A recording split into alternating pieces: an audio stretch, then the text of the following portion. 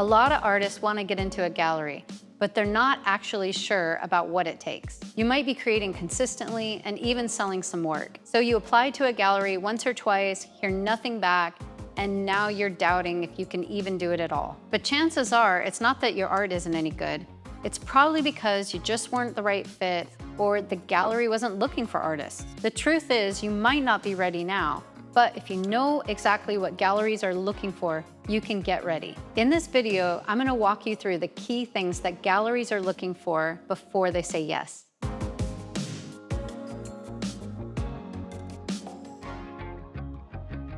So what does it actually take to be ready for a gallery? A very, very strong foundation in technique. So that is basically skills. You have to have your skills up. Do they have to be perfect? Do they have to be so over the top, advanced, amazing? No, they don't. I look at artwork in galleries all the time, and I see a lot of artwork where I'm looking at the skills and I can see there's still a lot of growth there. But they're in galleries and they're still selling artwork. So you don't have to have the most amazing skills the world has ever seen, but they do have to be at an adequate level, and that's just basic things like the elements of art. You have to have a good handle on color and color story.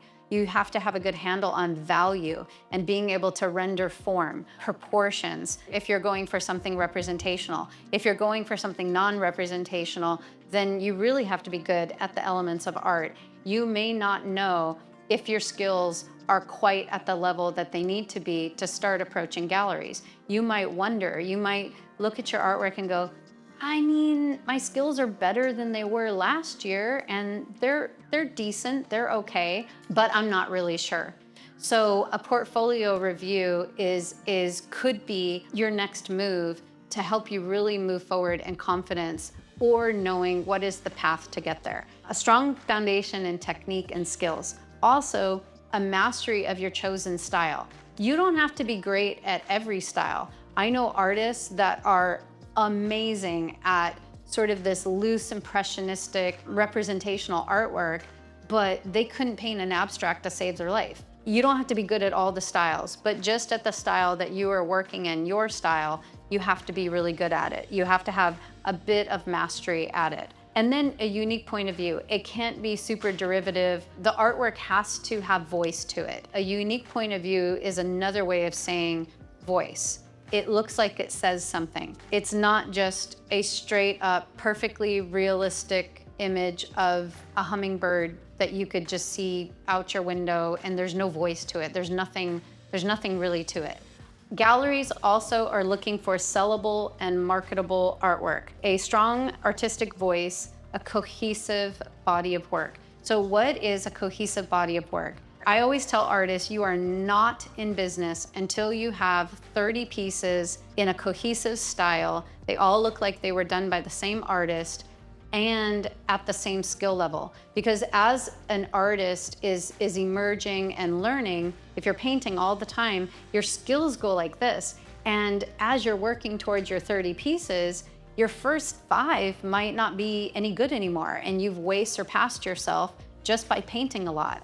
And that happens. So then you just have to keep adding. 30 pieces of artwork is really not that much. I almost always have at least 30 pieces on hand, and I'm working hard to get more because I'll sell more. So also your color, your themes, and your level of excellence is all there.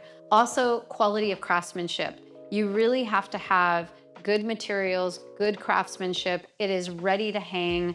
Your sides are done. You have gallery wrapped canvases. You have your signature down. You know what your signature is. It's varnished and it's ready to go.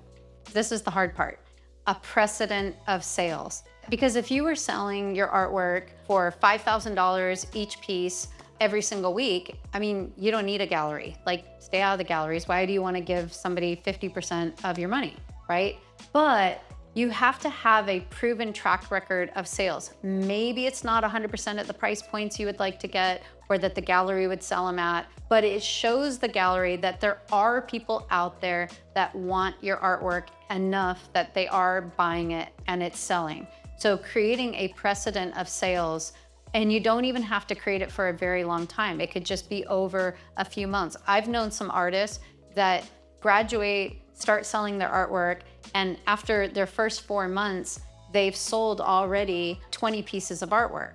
And they can go to a gallery at that point and say, yeah, I mean, I had just started. I only started selling my artwork 4 months ago, and I've already sold 20 pieces. That tells a gallery, well, I could probably do better because I have these gorgeous white walls and I have all this other artwork around, and I have this whole roster of collectors looking for new artists to purchase. This is great. I'm looking at the artwork. I can hear her story. I think I can sell this artwork. So that's what we mean by a precedent of sales. It doesn't mean that you have to like go to a gallery and say, yeah, I made 100 grand last year selling my art. Also, a consistent pricing model. There are some galleries that starter galleries that you can get into that maybe the price points are a bit lower, but most good retail galleries, your price points are gonna start out at $3 a square inch at least. I know when I see artists that have really low price points and they have this like beautiful 30 by 36 canvas and they want $800 for it, I'm like, okay, well, I don't really want to just make $400 on selling a piece of artwork. I'd rather make $2,500. So galleries want the higher price points. Their clients that they have want to spend that kind of money. They don't want to spend $800 on a piece of artwork. They want to spend $4,000 or $5,000 on a piece of artwork or $10,000 on a piece of artwork. But you can't just overnight get to 10,000. You have to build your way up to that. And I think for galleries, the starting point to building is at about $3 a square inch. And you want a proof of sales and testimonials. As you sell your artwork, hopefully you're collecting that. Hopefully you have that. You have proof of sales. You have a happy collector, somebody who bought your art. They write to you, they say, oh, I put it on the wall and I love it. And then you write to them and you say, oh, send me a picture. And then when you talk to a gallery and you're in a conversation back and forth and they're considering you and you're considering them, this is stuff that you can share. And you can tell the story about how this collector saw your art and it reminded them of blah, blah, blah. And so they bought it and then they brought it home. And now every day it makes them think of this, this, and this. Those are the kinds of stories that really endear a gallery to you.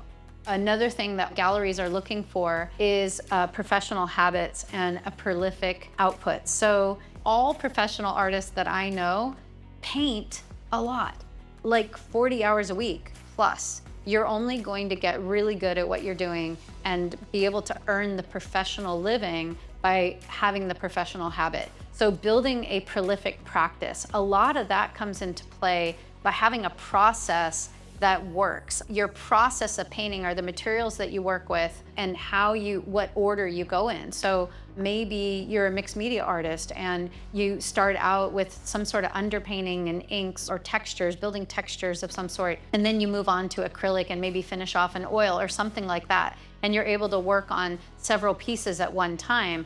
That is what it might take for you to be able to be prolific. Building up a process and a practice that is conducive to selling artwork and being prolific. Because if a gallery is going to work with you, they're going to work with you because they believe they can sell your art. And so every single month, they're going to be selling your art, month after month after month. And if you put 7 or 8 paintings in their gallery initially, they'll probably sell out of those within a couple months.